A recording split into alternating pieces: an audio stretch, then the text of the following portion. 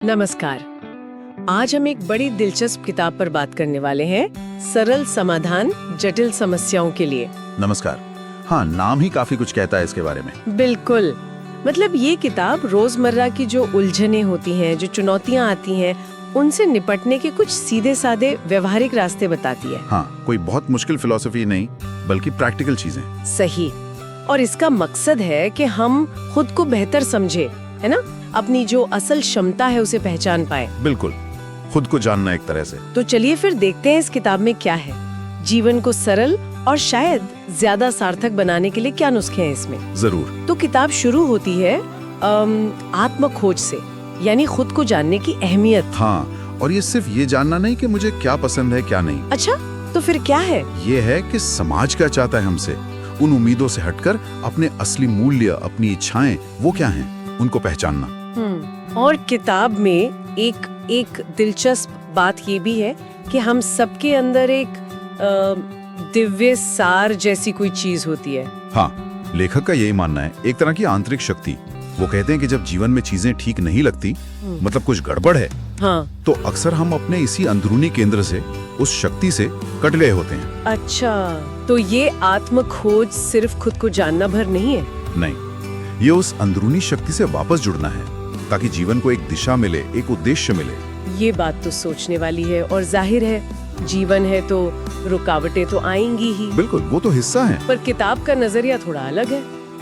वो कहती है कि इन बाधाओं को सिर्फ मुसीबत मत समझो।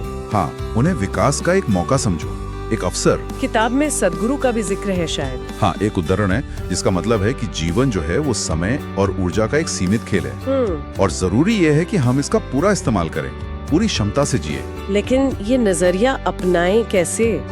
जब मुश्किल आती है तो उसे मौका समझना आसान तो नहीं होता। नहीं, आसान नहीं होता, पर किताब का तर्क है कि यही बाधाएं, यही मुश्किलें हमें अपनी सीमाएं तोड़ने पर मजबूर करती हैं। अच्छा। हाँ, और हमें आत्म साक्षात्कार की ओर ले जाती हैं।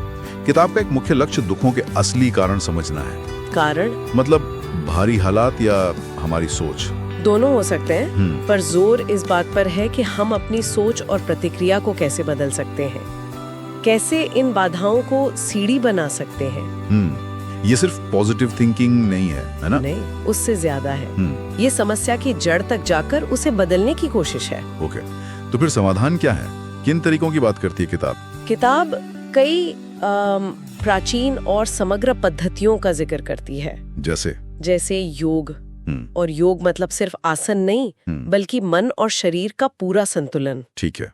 फिर प्राकृतिक चिकित्सा है, नेचुरोपैथी जिसे कहते हैं, मतलब प्रकृति के तत्वों से इलाज। मिट्टी, पानी, धूप। अच्छा, ये भी है। हाँ, और मंत्रों और संगीत की शक्ति पर भी जोर है। उन्हें सिर्फ मनोरंजन नहीं, बल्कि ऊर्जा बदलने का जरिया माना गया है।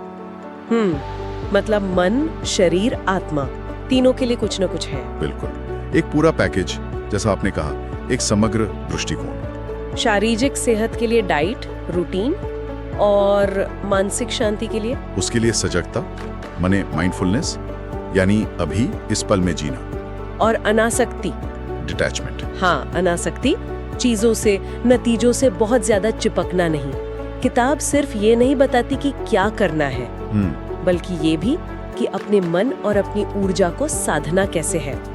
लेखक मानते हैं कि एक साधारण और असाधारण व्यक्ति में बड़ा फर्क यही होता है कि वो अपनी मानसिक ऊर्जा का इस्तेमाल कैसे करते हैं। बिल्कुल, कैसे उसे दिशा देते हैं। इन आम तरीकों के अलावा क्या किताब कुछ कम सुने हुए विषयों पर भी बात करती है?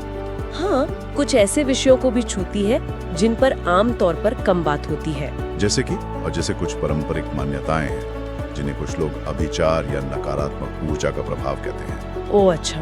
किताब इस पर अपनी समझ देती है, इसके कथित लक्षण क्या हो सकते हैं और पारंपरिक बचाव के तरीके क्या हैं। इसे भी समग्र कल्याण के रास्ते की एक बाधा के तौर पर देखा गया है। और रिश्तों के बारे में भी कुछ है, आजकल ये बहुत बड़ी समस्या है। हाँ बिल्कुल, इसी कड़ी में जो जहरीले रिश्ते होते हैं, नुकसान पहुंचाने वाले, उन्हें कैसे पहचानें और उनसे अपनी मानसिक शांति को कैसे बचाएं, इसके तरीके भी सुझाए गए हैं। क्योंकि भारी नकारात्मकता असर तो करती है। बिल्कुल, चाहे वो लोगों से आए या कथित ऊर्जाओं से। किताब कहती है कि अपनी ऊर्जा को सुरक्षित रखना भी जरूरी है। ये भी सेल्फ केयर है। ये सारे समाधान सुनने में तो अच्छे लगते हैं, पर क्या ये वाकई काम करते हैं या सिर्फ किताबी बातें हैं? किताब इस बारे में बहुत साफ है। लेखक खुद कहते हैं कि ये तरीके तभी असरदार होंगे जब इन्हें लगातार किया जाए, अभ्यास, अटूट विश्वास हो और कोशिश जारी रहे।